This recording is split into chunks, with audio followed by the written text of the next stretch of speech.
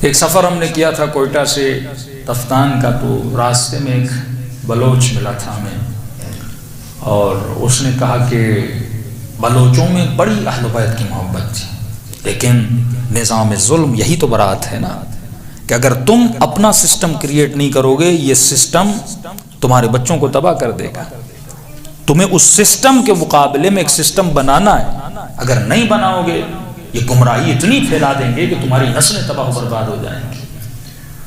وہ بلوچ جو اہل بیت سے محبت کریں، ہر 20 کلومیٹر پہ انہوں نے ایک مدرسہ کھولا، ہاں، کیونکہ وہاں ابھی تک میڈیا اتنے زور اور شور سے نہیں پہنچا، ٹی وی بھی وہاں پر اتنی نہیں پہنچی۔ وہی فکر کہ اس دن برما کا کسی مولانا کا فون آیا کہ مولانا یہ ہمارا برما میں بھی ان لوگوں نے جینا حرام کیا ہے، تو وہاں جاتے ہیں، ان کو کہتے ہیں کہ اگر ایک ہی دکان، مثلا ایک چائے کا دکان شیعہ کا ہے اور ایک بدھسٹ کا ہے، تو تم بدھسٹ کے دکان سے چائے پی سکتے ہو، شیعہ کے دکان سے نہیں پی سکتے۔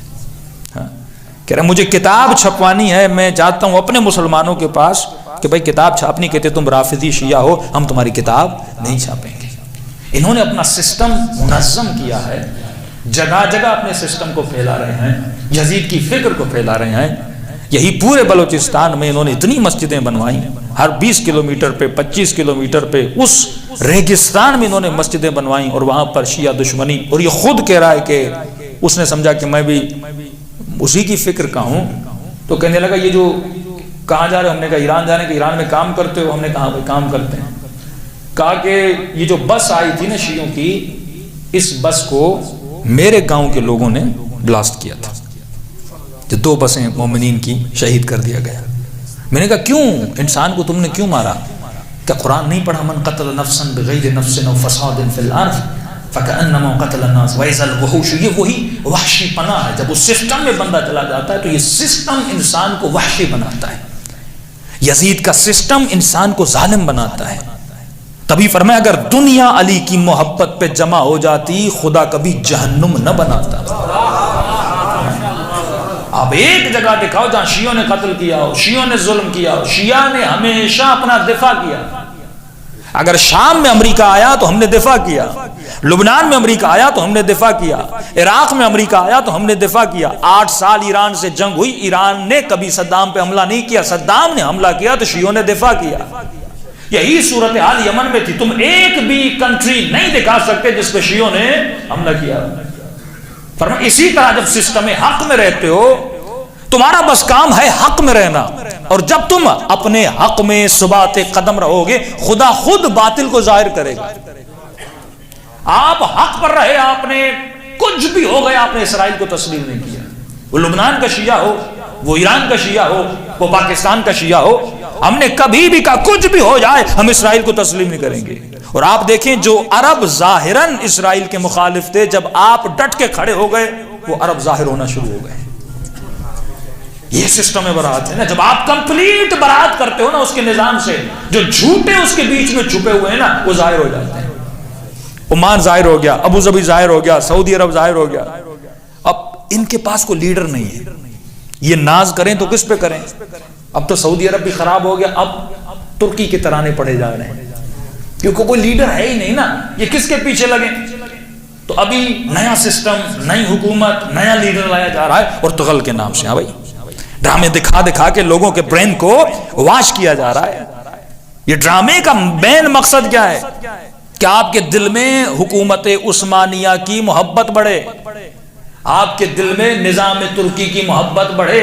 آپ چاہو گے نہیں چاہو گے، جب یہ ڈرامہ دیکھو گے آپ کے سب کانشیس میں عثمانیہ کی محبت چلی جائے گی، اور وہ عثمانیہ جس نے شیعوں پر ظلم کیا، جس نے فاطمی حکومتوں کو گرایا، جس نے مصر میں فاطمی حکومت کو گرایا، جس نے سینکڑوں کی تعداد میں شیعوں کے کتاب خانوں کو جلایا، اب آپ یہ ڈرامے دیکھیں گے آپ کے دل میں کیا ہو جائے گا؟ آپ کے سب کانشیس میں محبت چلی جائے گی۔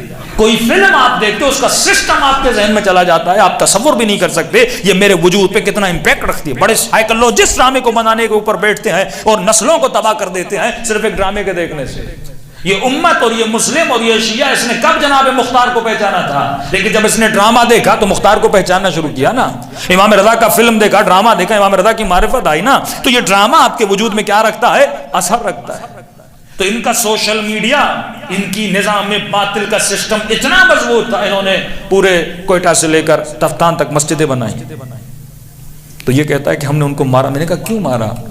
بچے بھی تھے، جوان بھی تھے، کلمہ گو تھے، مسلمان تھے، کیوں مارا؟ کہ نہیں، جب ان کو مارا نا، ان سب کے پاؤں پہ نا خلفاء کے نام لکھے تھے. آپ پروپیگنڈے کا اثر دیکھیے. پڑھا لکھا بندہ، ٹیچر تھا، پڑھا لکھا ٹیچر، کہہ رہا تھا میں حافظ قرآن ہوں، کہہ رہا ان کے پاؤں پر خلفاء کے نام لکھے تھے. میں نے کہا جتنے لوگ مرے کیا تم نے ان کے پاؤں چیک کیے تھے؟ کہ نہیں، چیک نہیں کیے تھے. کہ نہیں، ہر شیعہ کے پاؤں پہ لکھا ہوتا ہے. آپ پروپیگنڈا تو دیکھیں. جب تفتان پہنچے میں نے کہا میں شیعہ ہوں، ذرا میرے پاؤں چیک کر لیں. ہاں بھائی، ہم پاؤں پہ ان کا نام کیوں لکھیں بھائی؟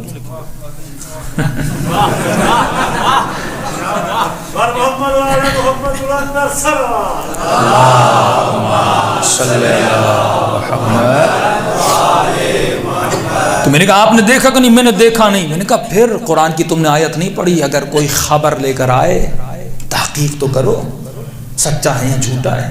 اسی طرح تم خبر کو مان لیتے ہو. کہ نہیں، ایران سے بڑا لٹریچر آتا ہے. میں نے کہا کیا ہوتا ہے؟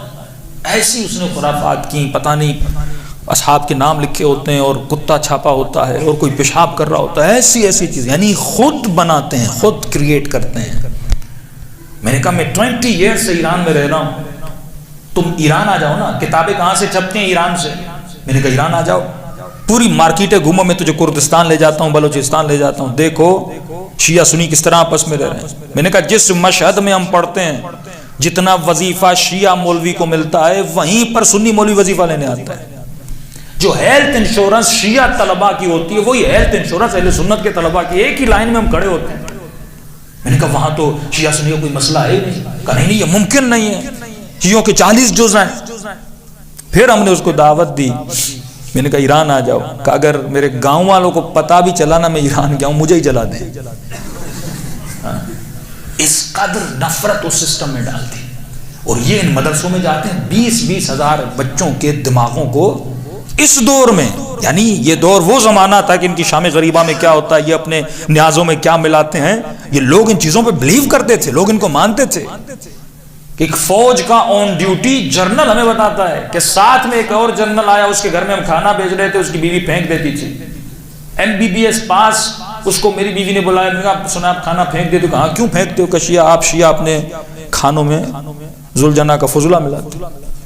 اس نے کہا جب تمہارے پڑھے لکھے MBBS کا یہ حال ہے تو تمہارے جاہلوں کا حال کیا ہوگا؟ آپ جہالت دیکھیے، جہالت کتنی ہے. تب یہ اہل بیت فرماتے ہیں اگر ان کو اس سسٹم سے نکالنا ہے تو ان کو اپنی محفلوں میں بلاؤ، اپنی مجلسوں میں بلاؤ.